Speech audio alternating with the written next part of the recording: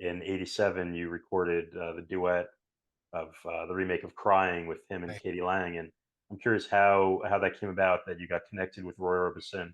What was Roy's career like at that time, and what was the experience recording with him? Um, well, Roy's career was not good. He didn't have a record deal. So just saying that is I mean, Roy Orbison didn't have a record deal. That's crazy. Yeah, How can you say that? You know what I mean? It's like, what? That's impossible. Like Johnny Cash didn't have a record deal for a while. How does that happen? I mean, who's running the planet? I mean, come on. So that was he didn't have a record deal. He was touring to make money. He had his there's a thing called a re-record law. So after 7 years, you can re-record your song. So you record a song for, say, Warner Brothers. They put it out. They have 7 years to work it and promote it and blah, blah, blah, blah, blah. And after 7 years, you can go and cut it again. Taylor Swift did that. She recut a whole bunch of stuff because she was mad at the guy that, you know, sold her stuff. So he had, I think it was Mike Utley. There was a well-known keyboard player produced Roy redoing some of his classic stuff because he needed to make some money. So he had cut his stuff. There was a guy, uh, can't remember. Oh, well, there was a filmmaker. There's a guy named John Cryer, an actor. right. John Cryer was in church with Charlie Sheen on that successful Yeah, TV two show. two and a half men. Yes, John Cryer. So John Cryer was a prior to this happening was a kind of a brat pack kid, and he was Right. uh, doing some movies. And so he did this movie called Hiding Out, where he was older, but the mob was after him, and he was hiding out at a high school. And the filmmaker decided to cut a scene in a roller rink and use "Crying" by Roy Orbison while they're roller skating, but he decided to slow it down. So I got the call to like, we want to do a duet. Two labels got involved because, well, not two labels, but Katie Lang's label got involved because they wanted Katie to be part of it. Roy's management got involved, but he didn't have a label. And they wanted to put the song in the movie, and they said, we want to recut "Crying," which is like, again, that's like Roy Orbison doesn't have a record deal. You want to recut "Crying"?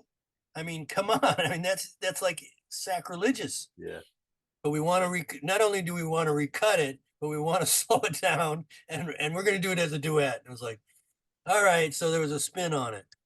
So I got the call to produce it, and I was like, yeah, okay, Roy Orbison, and I knew KD. She had sung on a song on Dwight's greatest hits record. She sang a song with Dwight, so we had met, and she's phenomenal as well, just completely phenomenal. And so is Roy. Roy was magic. So Roy was on the road playing bars, clubs, whatever. And he played this place, and I think it was in New Hampshire or Vermont. I can't remember. It was called a casino, but it wasn't a gambling casino. It was I don't know why they call it a casino, but it was a casino that was called a casino. It was like sort of had some open air things on the side and picnic tables and a big stage and a da da da da da da. Da. And it was Roy Orbison. And so he said, okay, we're all going to fly up to this place. There's a really good studio in the neighborhood, and we're going to cut. We got the tempo. We're going to recut "Crying" with Katie and Roy. Pete's going to produce it, and all of us are going to convene on Roy's gig the night before. So we're like, okay. So we fly to Vermont, wherever, New England, whatever, wherever it was. And we go to this casino, and it's me and Katie Lang, Roy's some of Roy's people, the movie people, Rick Rubin. Urban. Rick Yeah. Rubin was there. I mean, a younger Rick Rubin, right? Yeah. Um, can't remember who. John Cryer was there. So they're all there, right? And so this is amazing. This amazing thing that happened. So I'm sitting at a table with all these people, and the band comes out, and there's all these little connections. So the drummer in the band on the road for Roy Orbison was Kenny Buttry. Kenny Wow. Buttry is the drummer on Blonde with Bob Dylan. Yeah. And here he was later in his career playing drums on the road. It was like, whoa. I didn't know it at the time that that was Kenny Buttry. I found out the next day in the studio. But they come out, the band comes out to warm up before Roy. So they start playing. And they played some like completely inappropriate, like fusion, or it was like, let's get our jollies off because we got to play this stodgy shit with Roy Orbison. So let's play our cool hip stuff in our opening song and get our yayas off. That was the vibe I got. It was just like inappropriate. So they played, and we're like, oh, and I'm just like, this is gonna be bad. This is gonna be really bad. I feel bad. So they go, ladies and gentlemen, doom, doom, doom, doom, doom, doom, doom, doom, doom, doom, doom, doom, doom, doom. And it's low rumbling. Ladies and gentlemen, Roy Orbison. And it looked like he was on a skateboard. He came out like all black, black glasses, red slippers on, his big black guitar. And he just kind of goes, you couldn't see him move. He's looking like he's on rollerblades. He rolls up to the microphone, and the band breaks down. It's total silence. And he leans into the mic and he goes, dum, dum, dum, dum, doo, doo, ah. And the place came unglued. There was a little kid sitting next to me in a chair that jumped out of his chair. He didn't even know who Roy Orbison was. He jumped out of his chair, was like, ah. And Roy's voice was like, what the hell is this? And he started singing, and the place just came apart. Everybody stood up, cheering. It's so emotional even for me to talk about it.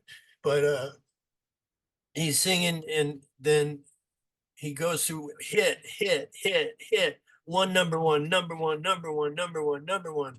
And then he gets to crying, and he does crying. And at the end, it's like bum, bum, bum, bum, bum, bum, bum, bum, cry, bum, bum, bum, like that. And the place is like, yeah, they're screaming, Roy Orbison. And the place quiets down, and he goes, I was all right. And he starts the back third of the song over again. And it was like, oh no, I can't take it. It's too good. And he sang the whole end with the ending. He sang the ending again with the thing. And it was just like, I've never seen even talking about it. It's like, whoa, makes me cry. It was so intense. And Amazing. it was just like magic. It was like I witnessed magic. So then we went to see him afterwards and backstage, and and it was, backstage scenes are all kind of greasy and phony, and they're not fun. And everybody's waiting for Roy to say something to Roy, and it's great, and thank you. And Roy was so soft spoken, and I forget who it was, if it was Rick Rubin or John Cryer or somebody, and they said, your voice is what amazing gift you have, or what amazing voice you have. And Roy said, I've got nothing to do with it. It's a gift from God. Oh, wow. Amazing. That's what Sounds he, like a beautiful man. yeah, Yeah. soft spoken. And then we did the track. Well, we went to record the next day, and he had a cold. He couldn't sing. We set everything up. We got the track. It was like, okay, Roy. He went out there and he could. There was nothing coming out. I'm like, my engineer Dusty was with me. I'm looking at him like, what the fuck? We just saw like Pavarotti last night. He can't sing a note. So Katie sang and sang and sang her part a bunch. And then we reconvened in Vancouver, like 4 weeks late, whatever it was, and he sang and sang his part. But it was so powerful. And the cool thing was, one of the coolest things was he was living in Malibu with Barbara Orbison, and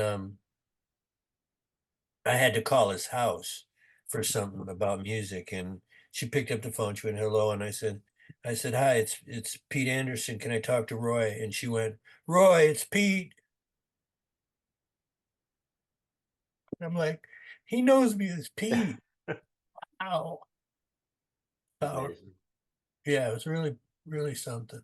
And that is really responsible a lot for the comeback. I mean, without that recording, it's very possible the Traveling Wilburys and the Mystery Yeah. Girl and Well, they that. did Black and White Nights after that. That Yeah, was a TV show. But when I mean, like I said, he was Roy Orbison. amazing. Pete, thank you so much for sharing these incredible stories.